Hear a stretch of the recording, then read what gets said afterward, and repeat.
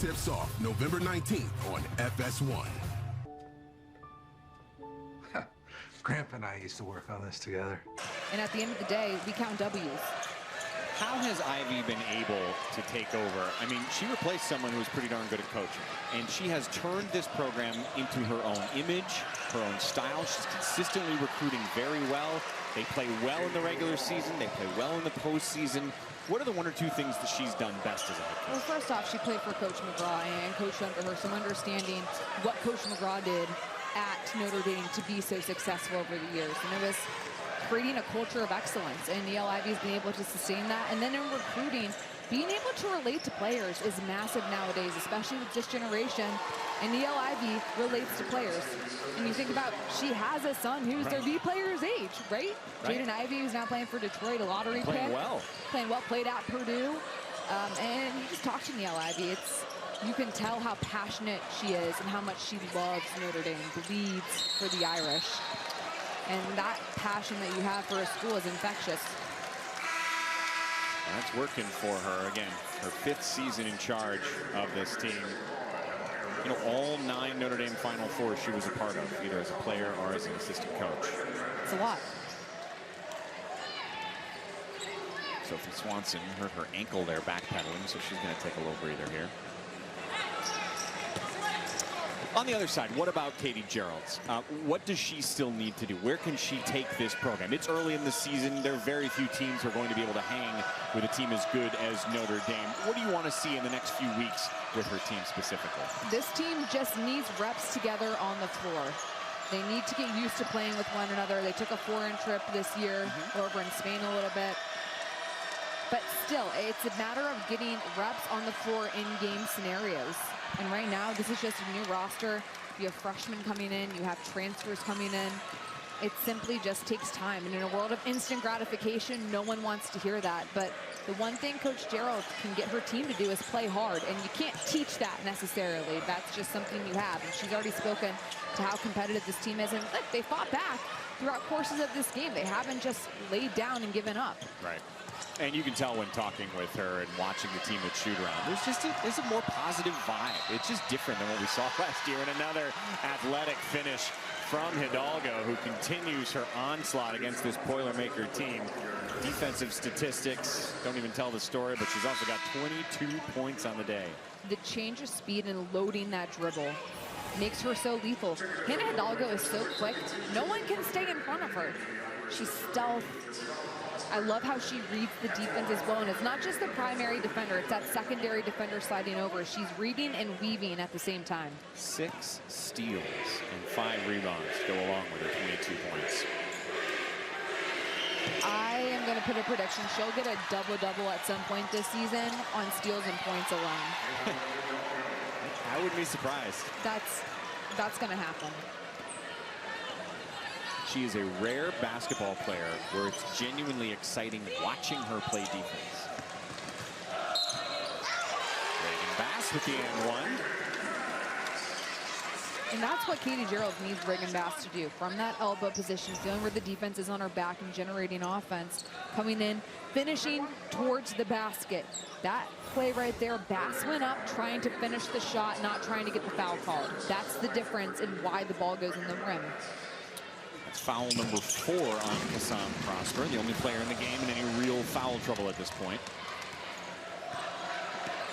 So Notre Dame is going to take this matchup of the Big Ten versus ACC today, but this was not the only Big Ten ACC game. It was not. Purdue goes into a zone, by the way, on this possession. Earlier today, Maryland knocking off Duke. Great game. God, the Terps look really good. Nice move there by Liu Tu-Ping. All over the place. You had a little SEC, ACC action, NC State falling to South Carolina. South Carolina looked like the #1 team in the country today, playing in that game. All over. Women's basketball is so good from top to bottom, Mike. It is such a fun time to be tuning into the sport, to be playing in the sport, to be watching. There's just so much talent from top to bottom, and there's depth. Right. And parity. Yep. It's spread out. That South Carolina team, by the way, Purdue is going to see them November 30th. They pay them. Both these squads are going to be challenging themselves with the schedule. Notre Dame has 8 teams that are ranked right now that they're going to be playing, including number 2 UConn, number 3 USC, number 4 Texas, number 9 NC State. Another nice finish. In order to be the best, you have to beat the best. And that's going to get a chance. The ACC is one of the toughest conferences in the nation. You need to have these types of competition when you're playing against other Power 4, Power 5 teams. Hannah Hidalgo's just having fun out there now. 26 points for Hidalgo. This is the free throw. In case you're curious, her career high is 35. With a career high to keep an eye on is Leatu King, who's got 15 rebounds. Her career high is 19. By the way, oddly enough, Leatu King's career high came against Notre Dame last year. Oh, well, Coach Ivey was like, if you can't beat him, join him. I'll take you. Here's a look at those top 5 opponents I mentioned they're going to be playing. Those are going to be fun games. And by the way, those rankings could change a lot over the course of the next 3 or 4 weeks. It's how good this... But can Notre Dame hang with that crew? I mean, are they good enough to be with the USCs and the South Carolinas? And Notre Dame is 100% good enough to hang with those teams because they defend the way they do. And they generate so much offense in transition, off of steals, off of getting stops. Plus you have 2 point guards out there, and Hidalgo and Miles, who are unselfish and they're comfortable handling the ball and also playing off the ball. And once you get some players back, guys like Carlin, who transferred in from Marquette, can stretch the floor, does a lot of really nice things. It's going to be good to get her back from injury. Maddie Westbeld will be back soon, they hope. Another great player who's been at Notre Dame for a long time and has that experience in the ACC and in the NCAA tournament. Remember, Westbeld started every game last year, averaged nearly a double-double of 14 and 8. They still think she's going to be out for a handful of weeks more. But getting Kate Koval these types of minutes, though, while there are injuries is huge. It builds the confidence of a freshman. It gets her experience. There's so much value in allowing her to play a lot of minutes early on. It's going to be huge from a depth perspective once you get into February, March, when everybody hurts. Destiny Lombard, fancy spin move. She'll head to the line. So again, this impressive performance happening despite all of these 4 players not playing right now for Notre Dame. Yeah, that's not a sight coaches want to see, by the way. When you look down your bench, you have a lot of players dressed, more players actually, dressed in street clothes than in actual uniforms. It's early on still. Notre Dame's proving that they are truly a top 5 team in the country, even with so many injured players. A lot of experience going to players who wouldn't maybe necessarily get as many minutes, but now that you have some potential starters injured, again, just valuable, confident minutes these players are able to get. As mentioned, they have experience on their side. 7 seniors, 5 of them are graduate seniors. Only 1 freshman, only 2 sophomores. They're going to cause trouble everywhere they go. Wow. Risch, so smooth. Great offense to run against the zone, getting into the gaps. And Risch just running across the baseline, coming right into the middle where there was not a Purdue player in sight. And you've talked so much today about how impressed you are with the defense of Notre Dame. And you've been saying, too, how much their defense leads to offense. We're seeing that. They scored 105 points in their first game of the season. Right now, they're sitting on 95 with 4.5 minutes still to play. They push pace, and they can get stops. It's huge. When you look at the teams that have been able to score a lot of points, I think about the Iowas over the course of the last couple of years. Like, those were teams that were averaging high 80s, low 90s because they created so many possessions in a game. Notre Dame created a lot of possessions because of their defense here at Purdue. Type 2 diabetes? Discover the Ozempic Trizone. Ozempic! I got the power of 3. I lowered my A1C, CV risk, and lost some weight. In studies, the majority of people reached an A1C under 7 and maintained it. I'm under 7. Ozempic lowers the risk of major cardiovascular events such as stroke, heart attack, or death in adults also with known heart disease. I'm lowering my risk. Adults lost up to 14 pounds. I lost some weight. Ozempic isn't for people with type 1 diabetes. Don't share needles or pens or reuse needles. Don't take Ozempic if you or your family ever had medullary thyroid cancer or have multiple endocrine neoplasia syndrome type 2 or if allergic to it. Stop Ozempic and get medical medical help right away if you get a lump or swelling in your neck, severe stomach pain, or an allergic reaction. Serious side effects may include pancreatitis. Gallbladder problems may occur. Tell your provider about vision problems or changes. Taking Ozempic with a sulfonylurea or insulin may increase low blood sugar risk. Side effects like nausea, vomiting, and diarrhea may lead to dehydration, which may worsen kidney problems. Living with type 2 diabetes? Ask about the power of 3 with Ozempic. Substance use disorder and addiction is so isolating. And so, as a Black woman in recovery, hope must be loud. It grows louder when you ask for help and you're vulnerable. It is the thread that lets you know that no matter what happens, you will be okay.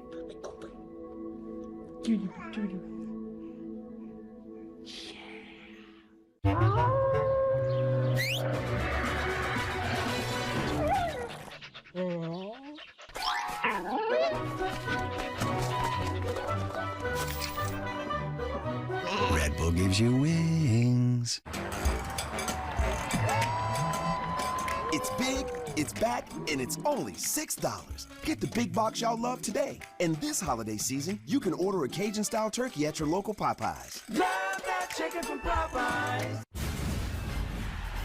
Colorado takes on Utah.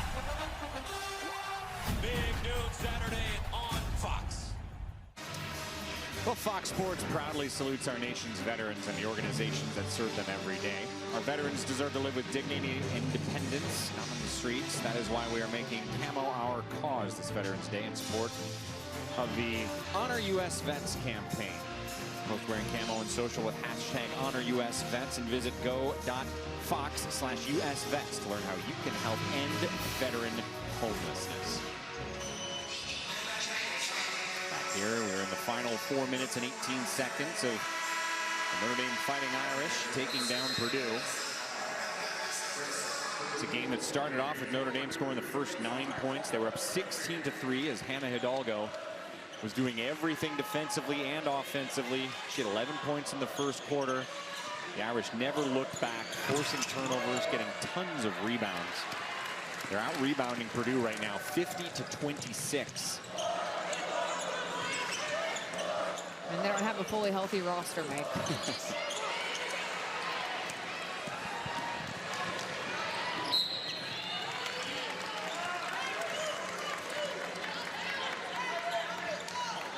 Mentioned the schedule that Notre Dame has is challenging. Purdue, they've got 9 AP preseason ranked teams. Not just Notre Dame, but they got top 5 ranked UCLA, USC, and South Carolina on the horizon. By the way, in a couple weeks, they got Maryland, who is not top 5 ranked, but they got a ton of talent on there. They might be top 5 ranked by the time Purdue has to play them. Maryland is a team that everyone needs to take notice of. They put on a show today against Duke, who's one of the best defensive teams in the country. They've got depth. They added a ton from the transfer portal. It's also wild to look at these teams and assess how many new players are on them because of the transfer portal. And a lot of these Power 4, Power 5 players that you've seen are transferring to other teams and within the conference, too. It's been a fascinating shift in college basketball we've seen. What do you make of the fact that players can be so young, like last year's Hannah Hidalgo or Juju Watkins or whomever, and they're not playing well? They're national award-winning level good at this point. It's a really interesting shift we've seen over the course of the last about 5 years.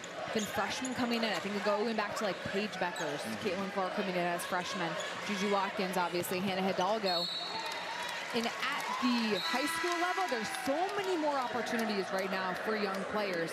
There's opportunities not just in the McDonald's All-American game, but you have Chipotle Nationals. You have so many different AAU programs now. It's not just, it was when I played, like you had Adidas and Nike teams, and now you have Under Armour schools as well. Like, there's so many different opportunities out there. Kids are specializing earlier now, too, working with trainers. Everyone's seeing, okay, you have NIL now. How can I make the most money? It's specializing earlier on, working with trainers, playing a lot more. And as guards, like everybody's learning, you have to have guard skills no matter what position you are. Right. So you work on those earlier, you develop them more. and they're training earlier. Like, you come into college, these players are in shape. So you add all that up over the last 5 years or so, freshmen are coming in, and it's no longer maybe they redshirt a year, try to get some experience to get stronger in the weight room. They're coming in and they're dominating. For so long, that was, some programs would make their bones by getting a talented player and saying, we're specifically going to sit you your first year. Now freshmen are exploding right away. It's crazy to see. It's fun to see. But it goes to show you how much women's basketball has grown over the last decade. I mentioned earlier that you called the McDonald's All-American game. Like, can you notice, you're someone who played in the Big Ten and you've been around the sport for so long. Can you notice a talent difference of the incoming freshmen compared to back when you were playing college ball? It's Crazy to see the players that are post players, for example, are more forward. So I'm thinking like Sarah Strong at UConn or Joyce Edwards at South Carolina. Like, they can handle the ball. Like, they can play now. They're balanced. Their bodies are ready. I'm so impressed with how overall just the comfortability handling the ball from guards to post has grown tremendously. Like, a lot of times back, like, post players didn't want to like dribble the ball or have anything to do with it, but now you have so many players that can catch, face, take it on the floor.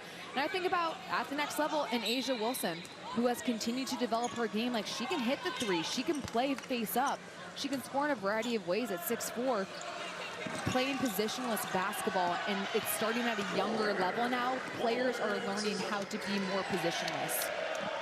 It is coming through fairly quickly in this college game.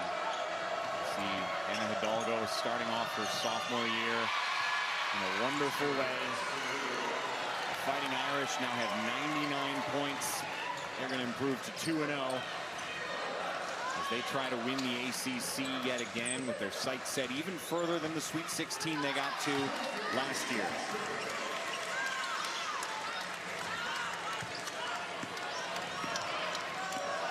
Again, the Boilermakers next play Thursday against IU Indianapolis and have South Carolina at the end of the month. Chance for them to get, as you said, more reps together. While Notre Dame has officially crossed into triple digits in both games this season.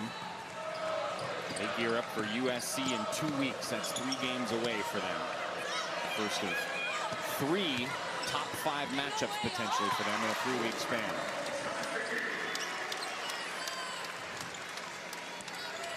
Purdue fans will have to wait yet another year before they can beat the Irish and stop their streak. Notre Dame has now won 10 in a row in this series.